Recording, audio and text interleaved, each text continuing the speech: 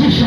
Wamekuja watu wameanza kupenyeza maneno, yale maneno yakageuka kukunyong'onyeza, yale maneno yakageuka kukukatisha tamaa, yale maneno yakageuka. Wapo watu ambao waliwekwa maneno, walikuwa ni waombaji wazuri, walikuwa ni watumishi wazuri, walikuwa ni watu wanaotangaza injili vizuri, lakini walipokutana na watu wa kukatisha tamaa, wakaambiwa maneno kadhaa, wakaambiwa vitu fulani fulani, vikawavunja moyo. Wengine walipoambiwa wewe unaenda kwenye injili kwa sababu unataka tu hela, wewe unaenda kwenye injili kwa sababu tu unataka una njaa, lakini wengine ambao wako na mioyo thabiti hawajawahi kuvunjwa moyo, hawajawahi kuchoka.